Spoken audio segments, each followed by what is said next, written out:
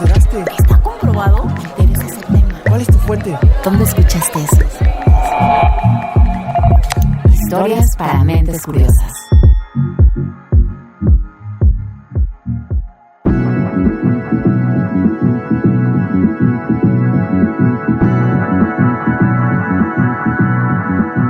Hola, ¿cómo estás? Antes de comenzar, quiero decirte que este episodio se publicó originalmente el 25 de octubre de 2023 y fue reconocido con la mención honorífica en el Premio Nacional de Periodismo en Salud 2024. Además, ha sido uno de los episodios más populares de Historias para Mentes Curiosas. Hoy lo volvemos a compartir porque, aunque no es un día oficial, en algunos lugares se conmemora el 20 de septiembre como el Día de la Psilocibina, una sustancia que, como escucharás en el episodio, está generando nuevas esperanzas para el tratamiento de la depresión y la ansiedad. Historias para mentes curiosas.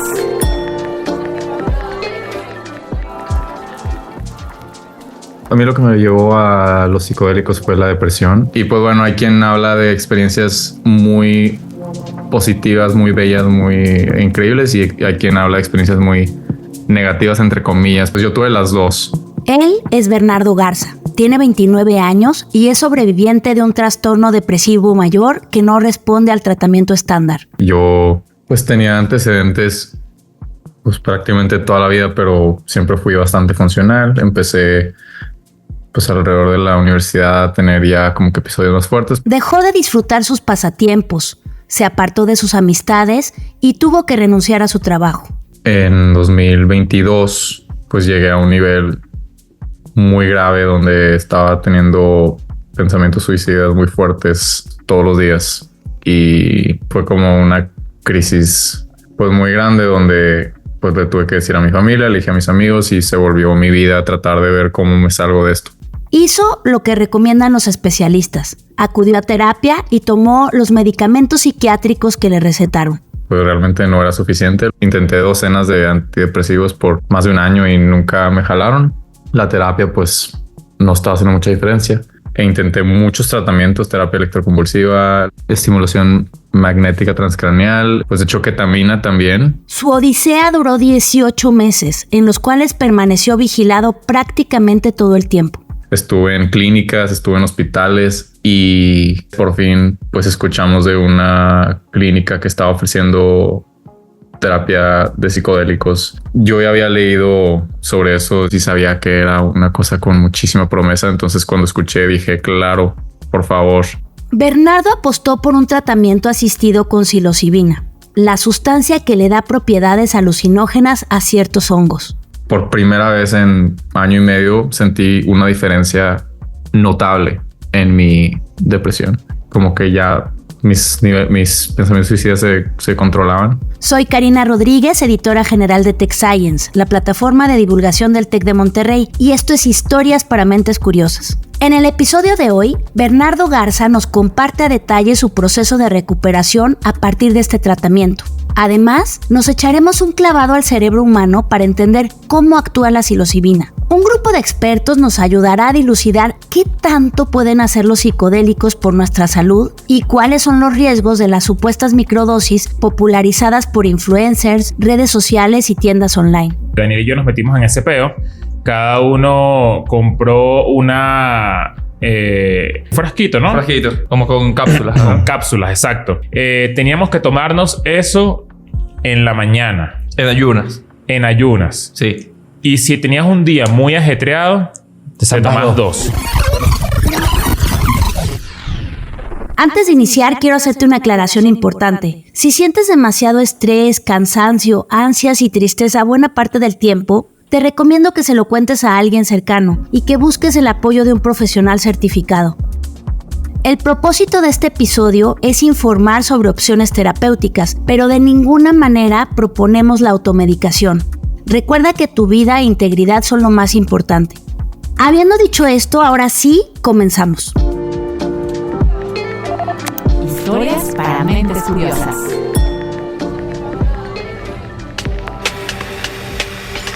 La naturaleza y los laboratorios de química sintética producen sustancias capaces de influir en el funcionamiento del cerebro humano. Por eso se les denomina psicoactivos. Algunos, como la cafeína, lo estimulan. Otros, como el alcohol, lo adormecen. Otros más, como los opioides, actúan sobre el sistema de recompensa y son adictivos. La gama es muy amplia. Dentro de esa diversidad se encuentra el grupo de los psicodélicos, cuyo efecto se ha robado la atención de científicos y psiquiatras que buscan alternativas para el manejo de distintas enfermedades, en particular la depresión. Habla el doctor Federico Ramos, médico psiquiatra que dirige el Comité de Ética e Investigación Clínica de la Escuela de Medicina y Ciencias de la Salud del TEC de Monterrey. Los antidepresivos que hay, aunque son buenos, pues no son suficientes. De repente nos encontramos con personas que con los antidepresivos que tenemos a la mano no logran salir de su cuadro depresivo, lo que se llaman a veces depresiones resistentes al tratamiento o a veces depresiones atípicas, y tenemos que andar buscando otras moléculas para ver cómo ayudarles. De acuerdo con un artículo publicado en 2021 en la revista Molecules, la opción psicodélica más estudiada actualmente es la psilocibina. Es una molécula que es potente, que la puedes aislar, es decir, la puedes químicamente, pues puedes sacar la psilocibina y con eso medirla muy bien. Su origen natural son los hongos psilocibe.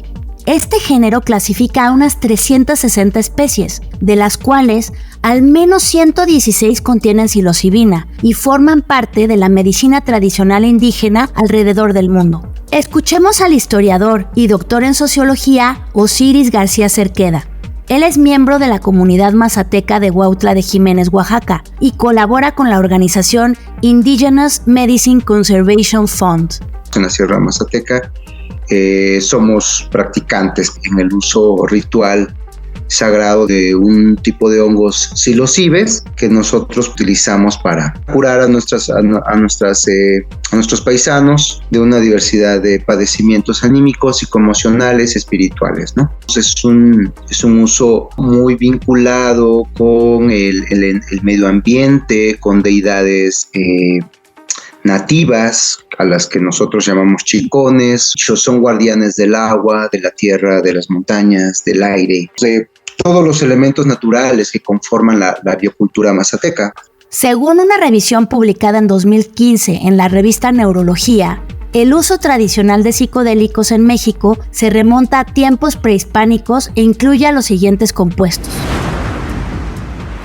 amida de ácido delisérgico, presente en las llamadas semillas de la Virgen; la ometilbufotenina, que se obtiene de la piel del sapo bufo; la escopolamina, de la planta floripondio; la salvinorina, contenida en la hierba de la pastora; y la mescalina del peyote. ¿Conocías alguna de estas sustancias? Lo que tienen en común es que alteran el estado de conciencia, y quien las consume puede experimentar cambios temporales de ánimo, así como alteraciones en sus pensamientos y percepciones. Este uso fue vetado durante la colonia por esta cuestión de la evangelización, ¿no? El desplazamiento de estas tradiciones, costumbres, creencias, de todo este marco religioso que poseían los pueblos indígenas prehispánicos. Al final de cuentas, muchas de las prácticas ancestrales pues van a quedar ahí guardadas, no van a estar en reserva, van a seguir siendo practicadas, pero no ante la mirada de la población y de las autoridades ya religiosas y jurídicas y legales de la Nueva España, ¿no? El conocimiento psicodélico fue transmitido de generación en generación, principalmente de manera oral, y así se conservó hasta el siglo XX. Entre los que van a preservar esta práctica, pues va a ser el pueblo mazateco. Están también los zapotecos, están también los chinantecos, ¿no? Están también el pueblo náhuatl, que tiene también su propia práctica de hongos sagrados, ¿no? Están los hermanos huirráricas en el norte, que siguen como protegiendo y preservando la práctica ritual del uso del jicuri y del peyote. En 1953, la historia dio una vuelta de tuerca. El banquero estadounidense Gordon Wasson llegó a Huautla de Jiménez, donde conoció a la sabia mazateca María Sabina. Ella le enseñó el poder sagrado de los niños santos, la especie de psilocibe que Wasson terminaría rebautizando como hongos mágicos. Y él, desde su punto de vista norteamericano, occidental, él cree que estos conocimientos deben de publicarse, ¿no? Entonces ahí está la revista Life, que siempre es el referente, ¿no? Como este estudio, esta investigación y esta publicación que hizo Gordon Wasson en el 57, que aún cuando le cambia el nombre a María Sabina, que aún cuando no da la ubicación exacta del lugar, ¿no? Pues fue una revelación tremenda para el mundo y también un impacto muy profundo para el pueblo mazateco. María Sabina fue criminalizada y la arrestaron varias veces, quemaron su casa y murió en penurias. La Sierra Mazateca se convirtió en un atractivo turístico y los científicos comenzaron a interesarse seriamente en las propiedades medicinales de los psicodélicos. Sin embargo, el Convenio de 1971 sobre sustancias psicotrópicas de Naciones Unidas alertaba sobre el alto riesgo que suponía su uso indebido y que resultaban una grave amenaza a la salud pública, además de que desestimaba su valor terapéutico. Eso dio pie a que los países promulgaran leyes restrictivas que frenaron las investigaciones con estas sustancias. Pero resulta que la psilocibina no es tan peligrosa como se creía, siempre y cuando se le vigile de cerca. Esto nos explica el doctor Raúl Escamilla, psiquiatra con alta especialidad en el manejo integral de trastornos del espectro de la esquizofrenia y subdirector médico del Instituto Nacional de Psiquiatría. Actualmente, con toda la evidencia que hay, sabemos que son sustancias que no generan un patrón de abuso o de consumo compulsivo, como si no hay alguien que vaya como a abusar y tener una dependencia física a hongos psilocibes o a las moléculas psilocina, psilocibina o DMT o ayahuasca, ¿no? O MDMA. Pero esa es la limitante más importante incluso para que se pueda hacer investigación en nuestro país y podamos empezar a generar también nuestra propia evidencia en nuestra población. Las pruebas más contundentes del potencial terapéutico de la psilocibina han ido acumulándose desde 2006. Ese año, un estudio clínico aleatorizado doble ciego con personas sanas comparó el efecto de bienestar generado por la psilocibina con el del fármaco metilfenidato. Luego de 2 meses de tratamiento, los autores notaron mayor mejora psicológica en quienes tomaron psilocibina y publicaron sus resultados en la revista Psychopharmacology. Ningún otro tratamiento psiquiátrico se había complementado tanto con un abordaje integral, a diferencia de los antidepresivos o los psicofármacos con los que contamos actualmente en el mercado legal, que se tienen que administrar todos los días, tardan tiempo en actuar, tienes que alcanzar ciertas concentraciones, tienen muchos efectos adversos. Otro ensayo también de 2006, pero publicado en el Journal of Clinical Psychiatry, demostró que la psilocibina reducía los síntomas en pacientes con trastorno obsesivo-compulsivo. Hay algunos estudios que proponen la administración intermitente con periodos de intervalo de 2 dosis de compuesto entre 2 semanas, 3 semanas, 1 mes. Todavía no está definido cuál es el intervalo de tiempo ideal para acomodar otro refuerzo de dosis, pero de funcionar o llegarse a documentar, esto puede ayudar para los trastornos mentales, llegaría como a generar un cambio en el paradigma de los tratamientos actuales, porque hoy por hoy los tratamientos que tenemos es tomar un medicamento todos los días, no puede fallar, y a veces estamos hablando que son tratamientos por años o de manera indefinida. Las reglas del juego en cuanto al uso de los psicodélicos definitivamente están cambiando. Actualmente se le llama como una especie de gran renacimiento, sobre todo en países ya desarrollados, Reino Unido, Suiza, Alemania, Estados Unidos de Norteamérica, Australia, Canadá. Se está generando actualmente una gran cantidad de información con ensayos clínicos para diferentes padecimientos mentales. Y también contra padecimientos físicos como Parkinson y dolor crónico. Pero, ¿qué hay detrás de esta promesa? ¿Por qué funcionan los psicodélicos? Acompáñame a descubrirlo a través del testimonio de Bernardo Garza después de la pausa. ¡Hey! Sí, te hablo a ti que estás escuchando este episodio. ¿Lo estás disfrutando? Pues tenemos muchísimo más. Historias para Mentes Curiosas es parte de Tech Science, la plataforma de divulgación científica del TEC de Monterrey. En nuestro sitio te esperan historias sobre salud, medio ambiente, tecnología, nutrición, ciencia empresarial, nuevos avances médicos, negocios, diabetes, envejecimiento, sargazo y mucho, mucho más. Así que, si ya tienes el celular en la mano, sí, sabemos que sí, búscanos en redes sociales y visita techscience.tech.mx. Te vamos a encantar.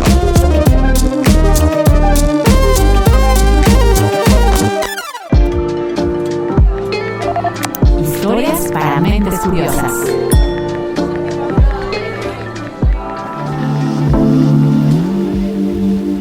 Estamos de vuelta en el podcast de Tech Science, Historias para Mentes Curiosas. El significado etimológico de psicodélico es revelación del alma. Y la primera vez que se usó esta palabra fue en 1956, en una carta del psiquiatra Humphrey Osmond a su amigo escritor Aldous Huxley. En el caso de la psilocibina, ese potencial de generar epifanías se encuentra regulado legalmente con fines médicos en Canadá, Australia y Dinamarca.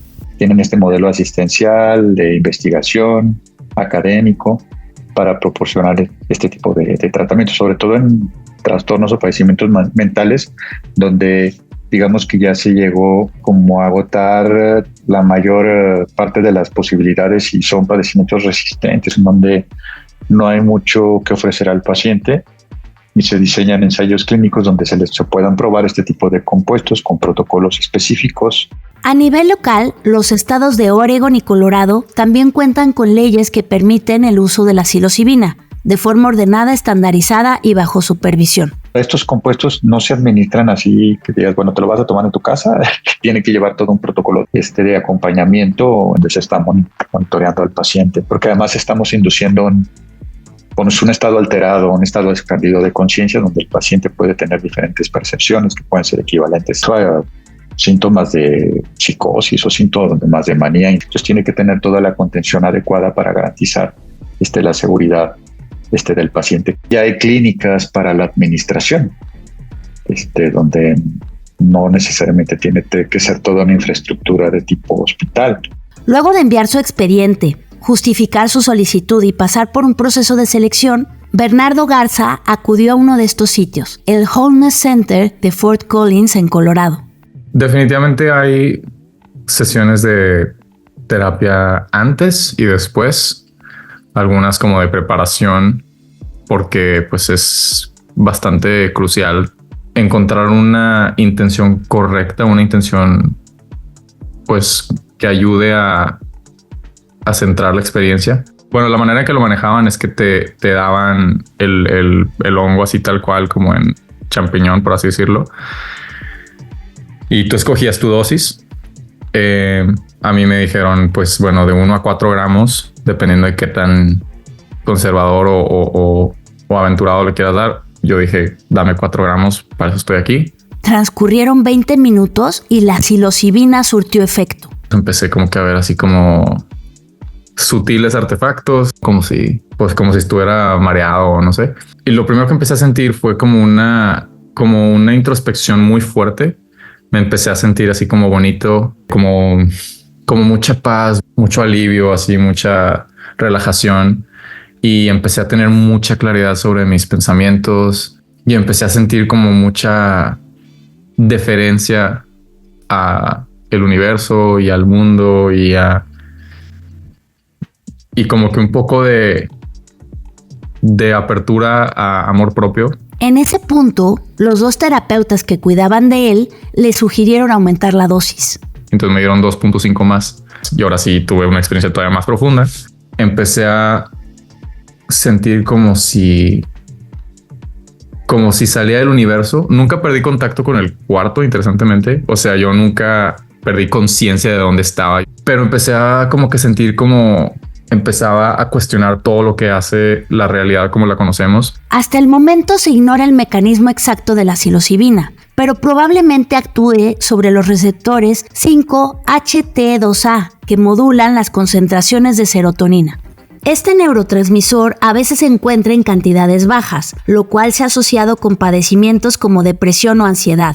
Tal vez lo que hace la psilocibina es evitar esa caída de serotonina. Genera un cambio a nivel del patrón de cómo se estructura el pensamiento y aquellos patrones de pensamiento que pueden llegar a ser muy recurrentes, como un paciente en una depresión mayor o con pensamientos obsesivos, cómo puede ayudar como a liberar ese tipo de tensión o reestructurar esos patrones de cómo se conectan diferentes estructuras en el cerebro puede ayudar a crear nuevas conexiones, nuevos patrones en cómo nos relacionamos con los demás y con nosotros mismos. Son estos patrones de personalidad que antes se pensaban que era como alguna estructura ya o patrones ya bien definidos que de manera rígida ya no se podían modificar. La vivencia es distinta en cada persona. Por ejemplo, durante su primera sesión con psilocibina, Bernardo experimentó lo siguiente.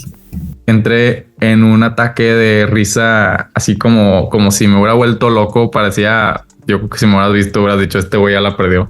Con un sentido de que todo esto es absurdo. Mucho de la alegría increíble es que yo sentía que había escapado del mundo, aunque sea por un momento. Pero su estado cambió radicalmente cuando la acción de la psilocibina empezó a disiparse. Y ahí sentí como un quiebre. Y entonces empecé a gritar del dolor, del como un no, por favor. Y sentí el dolor más grande que he sentido en mi vida. Era como si me estuvieran torturando. Y así estuve gritando por como 1 hora. Finalmente, Bernardo logró tranquilizarse, conversó con los terapeutas y llegó a una conclusión. Para mí, ese duelo de tortura que sentí es lo que más me ayudó a mejorar. Yo tenía mucha experiencia reflexionando cognitivamente y así como que analizando de que a ver, pues cómo puedo pensar de manera más positiva. O sea, yo no vivía en mis sentimientos. Hasta la fecha batallo muchísimo para conectarme con mis sentimientos. Y entonces creo que lo que me permitió ese duelo fue soltar. Según los especialistas, ahí está la clave de la experiencia psicodélica como alternativa. El paciente se vuelve más propenso o más proclive a trabajar en una terapia y poder abordar aspectos importantes de su vida que lo han conducido, que lo han llevado a padecer de una depresión mayor o un trastorno de ansiedad generalizada o alguna especie de trauma, ¿no? Estudios sugieren que los beneficios de esta clase de intervenciones, a diferencia de los tratamientos con antidepresivos convencionales, pueden producirse en cuestión de días o incluso horas. Cuando termino la experiencia, me siento diferente inmediatamente, mucho más ligero, como si me hubiera quitado un backpack de 50 kilos.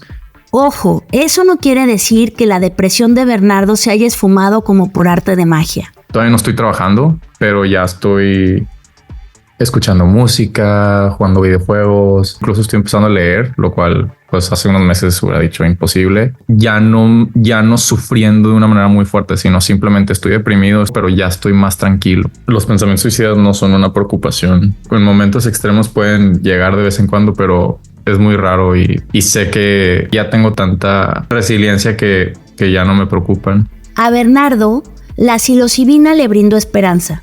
Pero como cualquier otro tratamiento médico, debe tomarse con responsabilidad y no es para todos. Que hay algunas características que los vuelven más vulnerables a tener eventos adversos o a desencadenar algún otro tipo de trastorno, como predisposición a la manía, predisposición a la psicosis, predisposición a estados disociativos, trastornos graves de personalidad, entre otros principales, y condiciones médicas, sobre todo alguna situación inestable desde el punto de vista cardiovascular o otro tipo de condición médica que pudiera predisponer a algún evento adverso. Por eso son tan relevantes los ensayos clínicos, porque ayudan a identificar y medir las excepciones, los riesgos y los beneficios de las terapias. Desafortunadamente, en nuestro país seguimos cojeando por falta de investigación. Fíjate en esta paradoja. Juntos, Estados Unidos y Canadá suman solo 22 especies de hongos psilocibe, pero concentran el 75.3% de los estudios.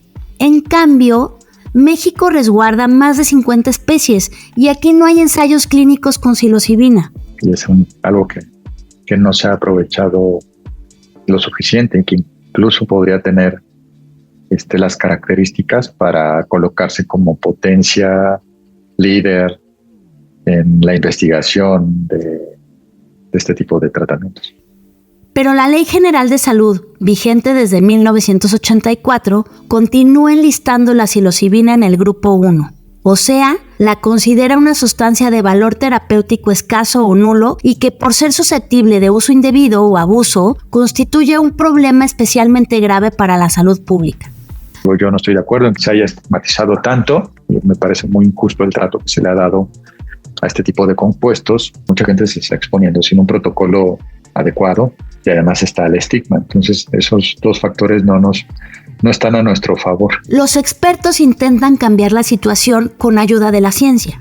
Por ejemplo, Raúl Escamilla está trabajando en un protocolo con la especie Psilocybe cubensis para evaluarlo como tratamiento del trastorno depresivo mayor. Todavía no lo hemos sometido a algún comité evaluador. Estamos todavía revisando cuáles son las características que nos puedan ayudar a hacerlo más viable en una institución de salud, ¿no? Entonces, que el efecto terapéutico lo que tenemos que garantizar es la seguridad de los sujetos o los participantes o los pacientes que vayan a estar en este ensayo clínico. Escamilla y sus colaboradores publicaron la propuesta en agosto de 2023 en el Journal of Psychoactive Drugs y próximamente podría convertirse en el primer ensayo clínico con psilocibina en población mexicana.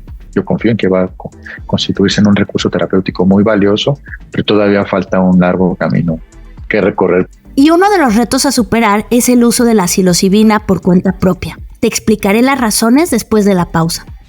¿Te acuerdas cuando recibías cartas en la secundaria? ¿O cuando tus amigos todavía te mandaban mails? ¿Y no solo memes? Pues nosotros queremos escribirte de ciencia. Queremos contarte de las nuevas investigaciones y desarrollos, desde cómo mejorar proteínas hasta diseñar prótesis para perritos. Suscríbete a nuestro newsletter en techscience.tech.mx. Y lo prometemos, cero spam, solo historias que te van a sorprender. Historias para mentes curiosas. Llegamos a la recta final de este episodio de Historias para Mentes Curiosas. Sin duda, los psicodélicos ofrecen una enorme esperanza terapéutica, pero no podemos dejar de hablar sobre los riesgos de consumir psicodélicos sin una correcta asesoría.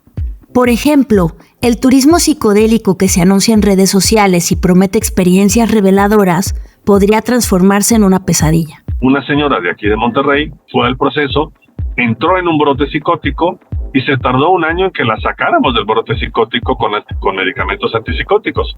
También es fácil que quien desconoce el tema sea víctima de un fraude y acabe comprando un hongo que no es psicodélico, pero sí venenoso. Si a algo le tenemos respeto en medicina es a los hongos, porque muchos hongos son muy tóxicos para el hígado y te destruyen el hígado. Y alguien quiere venderte un hongo y te vende un hongo y no sabe exactamente qué es lo que te puede producir el hongo, te puede producir un problema muy grave. El problema de que te intoxiquen el hígado o que te generen una hepatitis química por culpa de un hongo es que puedes acabar con una cirrosis hepática o una insuficiencia hepática grave y te mueres porque no hay hígados disponibles para trasplante para todo el mundo.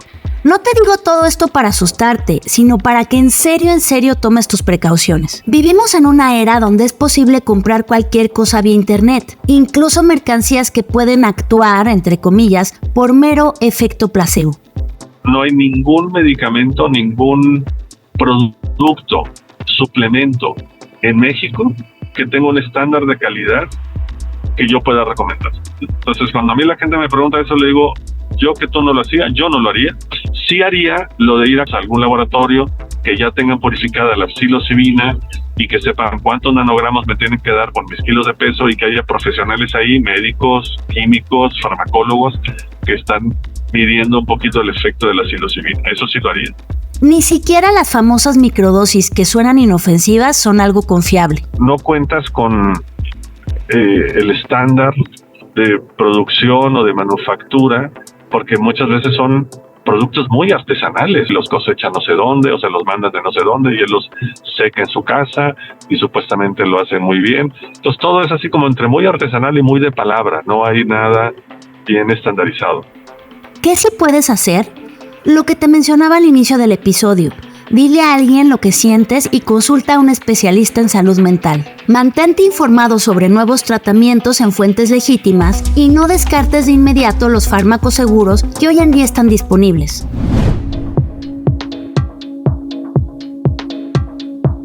Historias para Mentes Curiosas es el podcast de Tech Science, la plataforma de divulgación del TEC de Monterrey. Agradecemos la participación en este episodio de los doctores Federico Ramos del TEC de Monterrey, Raúl Escamilla del Instituto Nacional de Psiquiatría y Osiris García, colaborador del Indigenous Medicine Conservation Fund. Hacemos un reconocimiento especial a Bernardo Garza por habernos compartido su testimonio y a ti por habernos escuchado.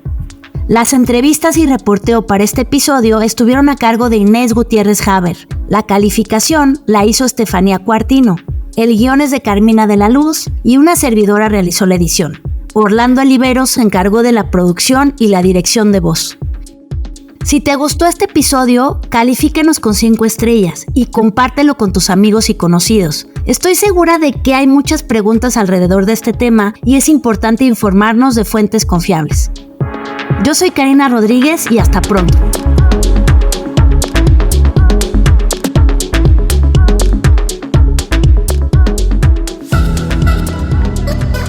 ¿Cómo te enteraste? ¿Está comprobado? ¿Te interesa ese tema? ¿Cuál es tu fuente? ¿Dónde escuchaste eso?